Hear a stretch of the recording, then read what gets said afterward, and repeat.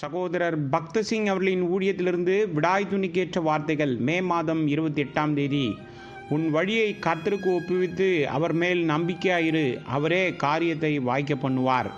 சங்கீதத்தின் புஸ்தகம் 37வது சங்கீதம் 5வது வசனம்.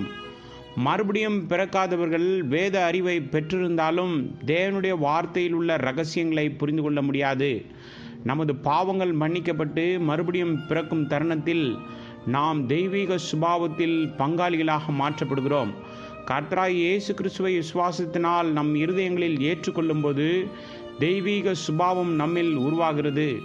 நாம் போதுமான நேரத்தை முழங்காலில் செலவழித்தால் தெய்வீக சமூகத்தை உணர்வோம். நாம் அவருடைய பிரசன்னத்தில் இருக்கும்போது நம்மை தயார்படுத்தவும், நாள் முழுவதும் நம்மை வழிநடத்தவும், பின்பற்ற வேண்டிய அவருடைய வழிமுறைகளை நமக்கு தரவும் தேவனிடம் வேண்டிக் கொள்ளலாம். நாம் நமது வழிகளை தேவனிடம் சமர்ப்பித்து ஆவிக்குரிய ரீதியாகவோ அல்லது பொருள் ரீதியாகவோ தேவைப்படும் ஜனங்களுக்கு நேராக நம்மை அழைத்து சென்று அவர்களின் தேவைகளை பூர்த்தி செய்ய உதவும்படி தேவனிடம் கேட்க வேண்டும். நாள் முழுவதும் அவருடைய திட்டத்தை நமக்கு காண்பிக்கும்படி கர்த்தரிடம் நாம் கேட்கலாம். மேலும் பிரச்சனை அல்லது சோதனையின் மணி நேரத்திற்கு நம்மை ஆயத்தப்படுத்தலாம். உதாரணமாக, நாம் வேலைக்கான நேர்காணலுக்கு செல்ல நேர்ந்தால் அல்லது சில மோசமான மனநிலை உள்ள நபர்களை எதிர்கொள்ள நேர்ந்தால் பதிலடி கொடுக்காமல் கருத்துக்களையோ அல்லது விமர்சனங்களையோ தாங்கிக் கொள்ள தேவனிடம் கூடுதல் கிருபை கேட்கலாம். சிலருக்கு மிகவும் கடினமான மாமியார்கள் இருப்பார்கள். அவர்களை எதிர்கொள்வது மிகவும் கடினம். ஏனென்றால் அவர்கள் வேண்டுமென்றே தங்கள் மருமகளிடம் ஏதேனும் தவறுகளை கண்டுபிடிக்க முயற்சி செய்கிறார்கள். ஏழை மருமகள் அவர்களின் அவமானகரமான வார்த்தைகளை சில நாளைக்கு தாங்கிக் கொள்ளலாம்.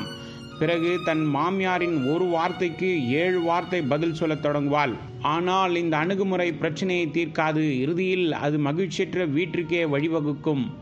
ஒவ்வொரு சூழ்நிலையையும் முறியடிக்க தேவனிடம் நாம் ஜெபம் செய்யலாம். அவருடைய நாமத்துக்கு எந்த கலங்கமும் வராமல் இருக்க உதவுவதோடு எல்லாவிதமான வார்த்தைகளையும் பொறுமையாக தாங்கிக் கொள்ள கிருபையை கேட்க வேண்டும். மாறாக பதிலடி கொடுக்கக்கூடாது. அதுபோலவே அலுவலகத்திலோ அல்லது மற்ற இடங்களிலோ எந்த சூழ்நிலையிலும் அவருடைய கிருபையை நாம் அனுபவிக்கலாம். கர்த்தர் நம்முடைய இரக்கமுள்ள பிரதான ஆசாரியராக இருப்பதால் எல்லா சூழ்நிலைகளிலும் நம்முடைய பலவீனங்களில் நமக்கு உதவுவார். அவர் தம்முடைய நியாயங்களை நம்முடைய இருதயங்களில் எழுதி ஒவ்வொரு சூழ்நிலைக்கும் சரியான வார்த்தைகளை கொடுப்பார்.